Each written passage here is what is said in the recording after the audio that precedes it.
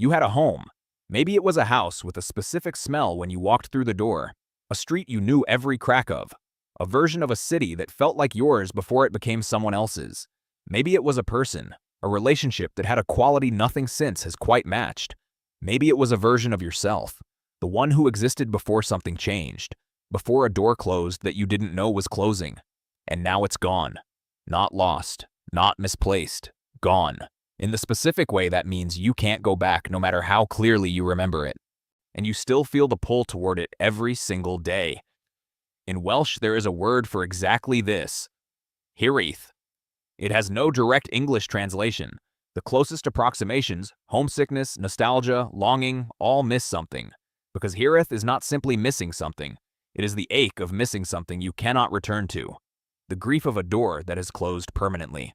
The longing for a home, or a self, or a time that either no longer exists or perhaps never existed quite the way you remember it. The Welsh have carried this word for centuries. It appears in their poetry, their music, their national identity. A people shaped by displacement, by land lost, language suppressed, a culture that survived by holding on to what it could no longer fully reach. They needed a word for this feeling because they felt it so persistently that the language had to accommodate it. But the feeling itself is far older than the word.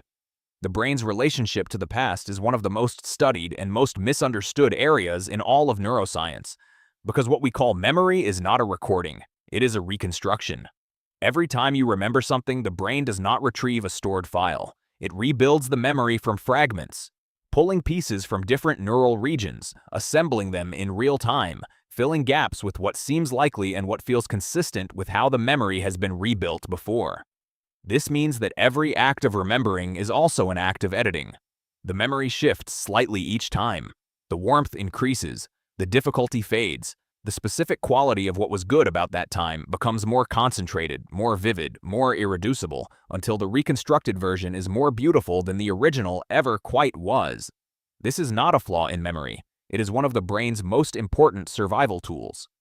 Psychologist Konstantin Sedekades at the University of Southampton has spent decades studying nostalgia, the scientific name for the cognitive experience closest to Hiraeth.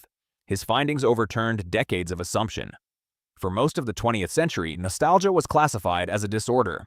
The term was coined in 1688 by a Swiss physician named Johannes Hofer to describe the debilitating homesickness of Swiss mercenaries fighting far from home, soldiers who became so consumed by longing for their homeland that they were unable to function. It was treated as a pathology, something to be corrected. Sedekades' research showed the opposite. Nostalgia, the deliberate or spontaneous return to meaningful past experiences, reliably increases feelings of social connectedness, self-continuity, and meaning. People who engage with nostalgic memories report higher levels of optimism about the future, greater sense of purpose, stronger feeling of being loved, and reduced anxiety about death. The brain reaches into the past not to escape the present, but to resource it. For 300,000 years, the human brain operated in a world where return was almost always possible. You left the place where you grew up, but the place was still there. You could go back. The landscape held. The people aged but remained.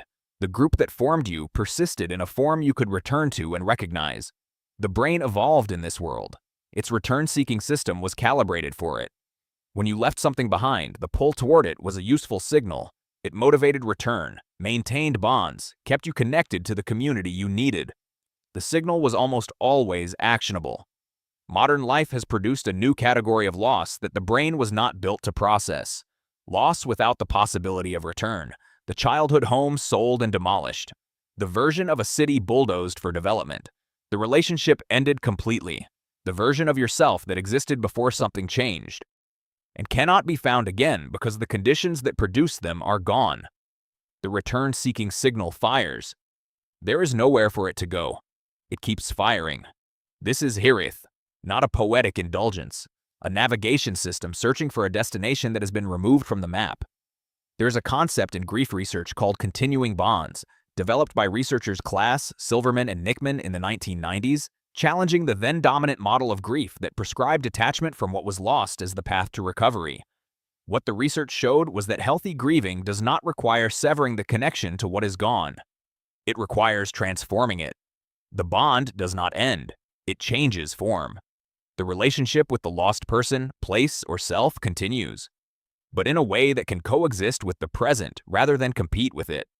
Hiraeth that has not been transformed keeps the bond in its original form, reaching for something in the shape it used to have, unable to find it, generating the ache of permanent non-arrival. Hiraeth that has been transformed becomes something different. Not the absence of the longing. The longing doesn't fully leave, but a different relationship to it. The past held as something that happened and shaped you and is still present in what you are, rather than something you are perpetually failing to return to. The Welsh relationship to Hiraeth offers something important here. They did not pathologize the feeling. They did not treat it as a disorder to be corrected or a weakness to be overcome. They gave it a word, which is the first act of making something livable. Named, the feeling can be held. Unnamed, it circulates without form, without edges, without any way to relate to it except to be inside it. To feel Hiraeth is evidence of something. It is evidence that you have had something worth missing. The neuroscience of self-continuity, studied extensively by researchers including Dan McAdams at Northwestern, shows that the human brain constructs identity as a narrative. Not a fixed object, but a story. One that connects past, present, and future into a coherent arc that gives the self its sense of meaning and direction. Hiraeth is a rupture in that narrative. A chapter that ended in a way the story didn't account for. A character who left without the arc resolving. And the ache is, in part, the brain's attempt to close the narrative, to find an ending that makes the chapter part of the story rather than a loss that interrupted it. The resolution is not return. Return is not available. The resolution is integration, the past made part of the story rather than kept separate from it as a reminder of what was lost. What you are missing is real.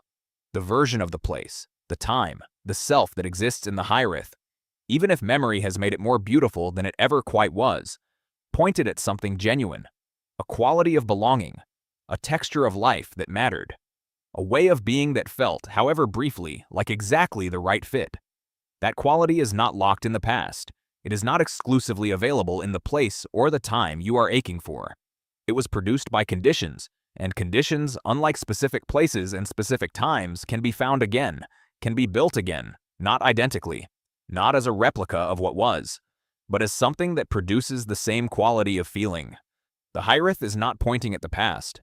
It is pointing at what the past contained. And what it contained is still possible. You cannot go back. That is true, and it will remain true, and the brain will keep generating the pull regardless. But the pull is not pointing at a place. It is pointing at a feeling. A quality of belonging and warmth and rightness that you have felt before, which means the capacity for it is yours, has always been yours, and was not left behind in the place you can no longer reach.